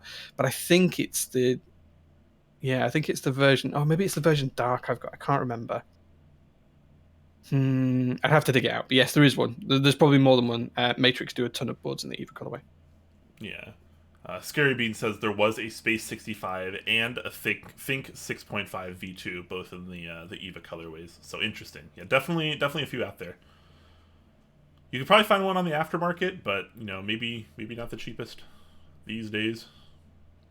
Yeah, Upash comes up with some great points. He says there's no way to make everyone happy with kitting, and he's absolutely right. He breaks it down in a bit of detail. Says that if you basically saying if you put all the keycaps in the base kit, well, you're forcing people to pay a high price for the base kit, and then if you split them out, people can get the base kit for a low price if they don't need them. But then you've got the child kits, and they've got to pay more. The people that do need those support, they have to pay more for them. He's right. There is absolutely no way to keep everyone happy. Yeah. It's difficult. Kitting is not easy. It's the hardest thing in the world to get right. Yeah, and there is no right answer, and it's there's no standard. There's no industry standard for GMK base kits. Everyone has kind of a different take on it, and it's not even that. Look at Cat. The great thing about Cat is MOQs work differently, so there's more opportunities to do things differently. But if you look at Cat Monochrome, there was 55 kits for it. If you look at Cat Napoleonic, I think there's 40 odd kits for it. It's huge. That's true, but it's not really a direct comparison though, just because of the way they do different MOQ. Methods. Yeah, but I think the original question was about just kitting in general, not necessarily GMK, wasn't it? Or was it just GMK? I can't see the question anymore. Maybe it was just GMK. I don't know. It was GMK. Yes. Okay, fair enough. Then. Specifically GMK. Yeah. Huey, thank you very much for the 14 months of subscriptions, dude. Really appreciate those. Thank you very much, man. Huey. Garlic WTF is asking you, Jay, will there be a J Series TKL in the future? maybe like it's an idea I've toyed around with, but it's not kind of my favorite layout. And there's only one more board planned for the J series before the J series is retired. So, and we move on to something slightly different that's already in the works. So probably not, but I would never rule out doing a TKL at all, because there absolutely will be a TKL that runs through me at some point soon. Yeah. Just to touch on that, Jay, a question for me. Like, how do you feel, not just you, but like with other people as well? Like, how do you feel about one specific design being run in multiple layouts versus taking that time and resources to create something totally different? Um, like I think it's worthwhile exploring options with styles, and it depends on the reason for why the style was done in the first place. If it so uh, the easiest one for me to talk about is the J series, and there's been effectively three boards in that. There's been the original JO1, there's been the JO2, and there's been the JO1 revision one. Okay, so there's been three boards in that, and they all are basically refinements around the same thing, which is how do I introduce a sound profile that I like, that's really personal to me, and then keep iterating and improving on that. So inside the original JR1, it was all isolation mount. The plate never comes into contact with the case whatsoever. It uses carbon fiber and no metals in the plate. The plate actually sits on a ledge, so that if you had no gaskets in there, it would drop into the base of the case. And then there's an acoustic cavity underneath there that allows sound to be amplified and changed and tweaked. And that's kind of the basis for the J series. On top of that, then it was kind of aesthetics. It was taking vintage inspiration and then making it into something more modern. So that's why there's things like the pen rail. It's why it's quite angular. It's the same reason as why there's finger scoops to get underneath at the to get your fingers underneath, and it's the same reason why the base doesn't go to all the way to the back of the case as well. So there's a number of different inspirations, and that for me in its design fit really well into three different layouts. And there was all anyone who's been on my Discord server will know that there's already been a plan to do at least three versions of that board. So there's JO1 and the Riv one, there's a JO2, and then there's a mini 1800 version as well.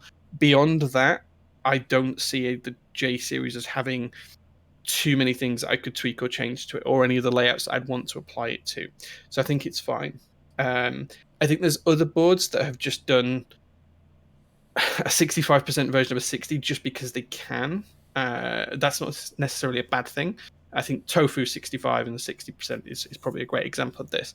No changes on the fact that the case was extended, the PCB was extended, and the plate was extended. That was literally the changes that got made to the board. That's not necessarily a bad thing, but the decision's down to the designer and the way his manufacturing set up as to whether they want to stick with a series or whether they want to do something completely new with it. If you look at Keycall, I mean, they've got the process down. They did the number one, which had a TKL, a 60, and a 65. They did the number two, which had a TKL, a 60, and a 65. And now they're starting to venture into the number three as well. So they've got it down. They know what they want to do. And I absolutely guarantee that when they had the number two TKL, they knew they were going to make a 60 and a 65 as well. They knew that was going to happen. And it was designed with that in mind. So I think it depends designer to designer, would be my view. Yeah, totally fair. Let's see. Upas asking what your favorite car is of all time. My favorite car. Well, he doesn't specify either of us, but I mean, you're. I like cars. Don't get me wrong, but you're out of the two of us, you're definitely the car guy. Yeah, maybe. I mean, of my personal cars, my favorite is my Datsun, without a shadow of a doubt. It's my pride and joy. It's the one car that I would never sell. I think at the peak I had 11 cars at one time. I'm down to 5 at the minute. The Datsun is the one that's been there all the way through, let's be honest. So, yeah, for me personally, it's my Datsun. If I could pick any car, though, ever, I couldn't give you a list of even 5 cars that would be my top 5 because there's just too many good ones to pick from. Yeah, I can't answer that for any car ever, Upas, because there's just so many cars out there Top and one. so many cool things.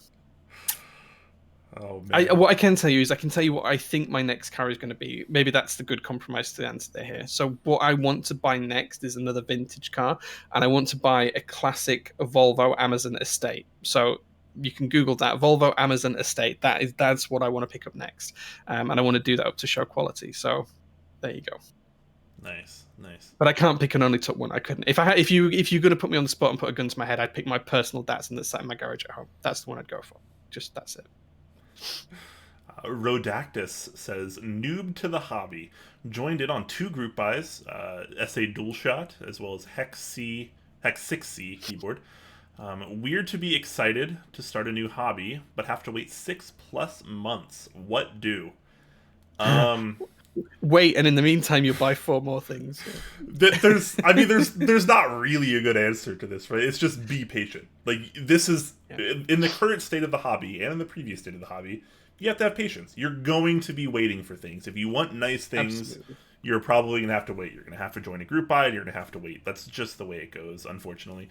If you want things, instantly, well, then you're probably not going to be buying new things. You're going to be buying things that are either in stock, or you're going to be buying things that are, secondhand on the aftermarket, which is totally fine. I mean, that's what I did for a long time.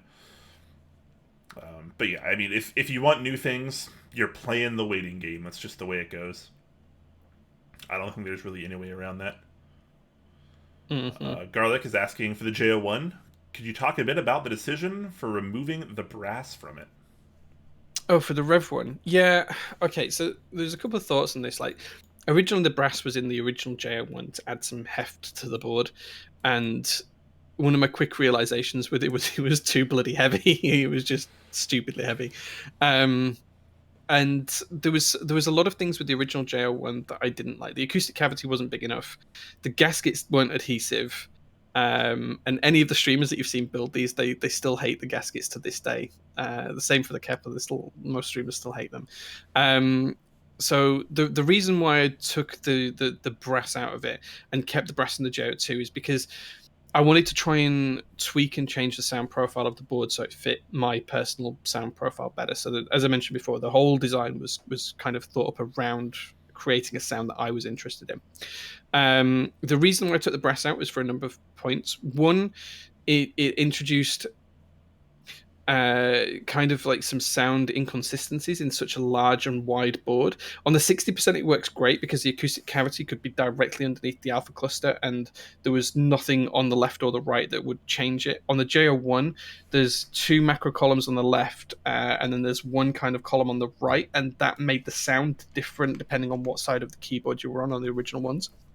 The brass accentuated that, was my honest belief. So when we prototyped the JO1 Rev 1, we took the brass out, and that did alleviate some of the problem. The second thing as well is that when we started to put adhesive gaskets in, which we did with the JO2 first, that vastly improved the way that the plate isolation worked, because the gaskets couldn't be slightly creased or moved or slightly out of place, creating some inconsistencies. It made it much more consistent, and that helped as well. And then, of course, there was the weight issue. I wanted to make the board lighter and cheaper to produce, and that was easier to be able to do without those parts in there. The 60% being much smaller and a little bit simpler in design, it made sense to keep it in there, and it fit the aesthetic better on the 60% as well. I think I was never fully happy with the looks of the expanded version of the JO1, and I thought that a seamless kind of style actually suited it better, which is what we were aiming for. And the actual original plan for the JO1 Rev 1 was to have a seamless design, and if we were going to keep the brass, it was going to be internal and not visible at all. So when we prototyped it, we realized it wasn't needed. There's more to it. I don't want to go into any more detail because I could talk about it for hours, but that's kind of the general gist of it. Nice. Pulsing Penguin is asking, hey, I'm relatively new to the scene. Copped a Tofu 65 with Zelios V2 last month or so. Absolutely in love. I was wondering if you had any thoughts on the Hive 60. Hopped in on that group buy last week, pairing it with some Gateron yellow inks. Interesting. I feel like you don't always see people use the yellow inks too often. Yeah, I'm not really a fan of the yellow inks because they've got the shorter travel on them, haven't they? Yeah, they're the kind of like box-ish design, right? Yeah, it's the dustproof cap. Yeah. Gotcha. I have yet to try them, so I have no thoughts on the yellow inks. I'm just bringing up the the group buy post. I'm gonna link it in chat as well for anyone that wants to see for the Hive 60, because I vaguely remember the interest check because we talked about it like 4 or 5 months ago, but I don't know what they've changed since group buy, so I was kind of just looking over the specs.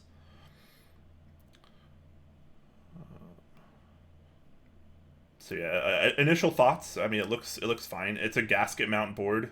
Not my favorite aesthetic. 7-degree typing angle. I like that. Base kit price was, let's see, $250 at its lowest point plus shipping. That's for 200 orders or more. I don't know if they actually reached that. Be interesting to find out. It looks fine. I don't know. What are your thoughts on the Hive 60, Jay? Have you seen much of this one? I'm just looking. I haven't seen much of it, if I'm completely honest. I'm just looking at the pictures of the prototype now. I mean, yeah, I'm not a fan of the wedge on the base being narrow at the front of the board and wider at the rear. I think that is. I think it'll be fine as a board. It'll be fine. But I don't know enough about it to comment on it any more than that. Yeah, I mean, it looks fine. It doesn't seem totally unlike a lot of other keyboards, and I don't mean that in a bad way, but like it'll probably be fine. Yeah, it looks a bit rough on the machining, I'll be honest. Yeah, in the prototype. I agree, but prototype, it's hard to like take too much stock in that, I guess. Yeah, I'm not sure the photos of it are the best either, because the board actually looks like it's bowed on the top of the case, but I'm sure it isn't in real life, or it could just be the pictures. Yeah, I think it'll be fine. Yeah. The mid plate looks like it's not quite aligned correctly, so I hope they've got a mechanism for aligning that correctly. Yeah. It looks like it's slightly dropped to one side. It looks like another gasket mount 60%, which is fine, and it'll probably feel just like that. The plate design looks alright. You got a couple flex cuts there. It looks relatively fixed. I like to see that. Couple simple options. Apparently it was all made in the US. I think actually, interesting enough, Western manufacturing is a really interesting topic that we should talk about at some point, because it is really expensive and it's not always the best, which is really, really interesting. So there's definitely something to talk about there. Yeah, that might be a future topic we talk about on the show. That feels like one we need to bring on maybe a guest or two for as well. Yeah, I can think of a couple of people that we could bring on for that. Because one thing I want to be maybe even next week's episode, I want to try to get a couple designers together and have a discussion about like what is a designer within the community. Because I know that has been kind of an ongoing argument. Some people don't like that designer is a term that's used so casually for someone that throws 2 random colors on a key set, for example, versus someone that went to school for it and has been doing it for their career for a decade. Anyways, that's obviously for another time. All right. Any more questions? Oh, just a follow up to that. It wasn't a question, but Antrosa91 says Merlin is doing a build stream now of the Hive 60, so maybe we'll just raid him. Yeah, and then you can go check it out, see what it's like. Yeah. All right, so I think it looks like we are caught up on questions, though. Awesome. So I think that's probably a good time to head out. We kept the show under 2 hours. It feels like it's been a while since we've done that. This is the shortest show in months, dude. Is it? It might be. Yeah, I think so. Yeah. But I'm gonna get plenty of sleep tonight. Oh man, that's good. Oh, never mind. We gotta keep going then, guys. We can't let Jay sleep. Just a few things about upcoming streams then. So I've actually got 2 build streams that I want to do in the next few days. There will be a Sunday build stream at its usual time, but I'm going to try and sneak one in maybe Saturday as well, because I've got 2 boards that I want to build this weekend. One is my thermal, which is actually sat right at the side of me. It's actually here. I unboxed this on stream a couple of weeks ago, but I actually want to get this built fairly quickly. HHKB out Moon, key set and everything's already sorted out. As well as that, I'm actually going to be building my personal JO2 limited edition board on stream in the next couple of days as well. So hopefully going to get 2 build streams out over the weekend. So watch out for those. Awesome. Yeah, I'm actually going to be doing a build stream tomorrow. I'm finally putting together my my Polaris with a polycarbonate half plate. So that's going to be pretty awesome. I haven't built that up yet, so come tune in tomorrow. That'll probably be 5 p.m. Pacific, but more details in the Discord, which is linked below, of course. Join in on that. So yeah, lots of upcoming build streams. It's gonna be pretty awesome. If any of you guys have been wondering what the heck is behind me, I'm turning the wrong way. I actually finally got some bookcases in yesterday, so I'm gonna be putting those together hopefully before stream tomorrow. So I know a lot of you get sick of looking at the white wall behind me or whatever. But yeah, shelves coming soon, so I can finally start displaying some keyboards, and I'll look slightly more presentable. Instead of the world's worst keyboard streamer. So that's that should make a lot of people happy. Awesome. A lot of people always give me shit for for my background. I actually got a notification that the manufacturing for my sign that's going up on this wall is done as well, so my wall won't look so bare as well soon. Yeah. Shelves build stream. I don't think you want that. I don't think that'll be very exciting. Stream it. Yeah. I want portraits of Jay behind you. I need a portrait of Jay. I need one. I can send you some pictures. That's fine. I can send you some pictures. All right. Well, I've got a little one of you hugging the keyboard. I remember that. I remember that now. Yeah. I totally didn't think that was a thing until you brought it up a few episodes ago, and I was like, oh yeah, that did happen. It did happen. Secret Santa last year that happened. Yeah, absolutely. I'm also really interested in whether I build this on stream. What do you think? Do we do some Gunpla on stream at some point? Is that something people would be interested in, or do we not? So here's my thought. I mean, I think it's totally fine for any streamer to be a variety streamer these days. If you notice, Nathan Kim plays a lot of games. He does some non-keyboard stuff. Mex on Deck has been doing some game streams these days in like a swapping out for their build streams when they don't have things to build. Streamers like Tiny, Apiary, Minterly, they've all been streaming like Among Us lately, playing together, having a good time. I think it's totally fine to do non-keyboard stuff sometimes, so that's my thought. Also, you've also done the Lego streams in the past, which I feel like were actually relatively successful, all things considered. Yeah, well, I only ever did those after after a keyboard build. So I do a keyboard build and then take a 10-minute break and then carry on with the Lego build. But I do have loads of stuff like that I could actually show. It's a long time since I've built anything like a Gunpla, so I'm really interested to see. I'm gonna have a look through it and see how much detail I need to put into this and what I can do on stream. But I'm really excited to do it. But there's a ton of stuff that I could stream. I mean, keyboard build aside, there's tons of stuff that I could share. I think it's fine. Like when I watch, I mean, obviously this is personal bias, but when I watch streamers, I watch the streamer for the person, for their personality. I don't really care what they're doing.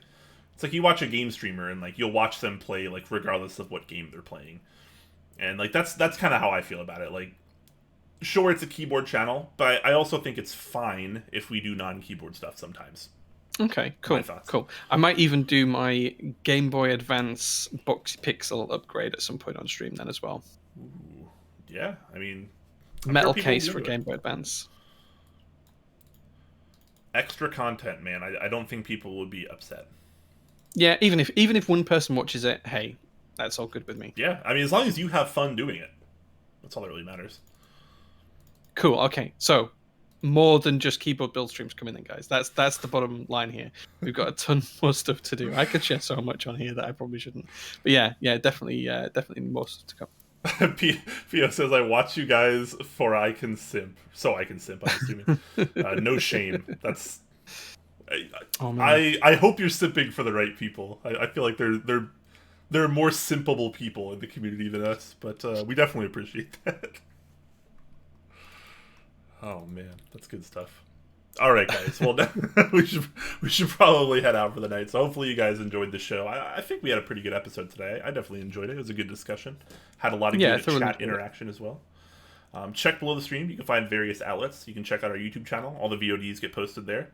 You can check out our official Discord. You can come talk about I don't know, your favorite guacamole, or your favorite keyboards, or your favorite cars, or some new computer parts or something. There's a little something for everyone there. Come hang out and have a good time.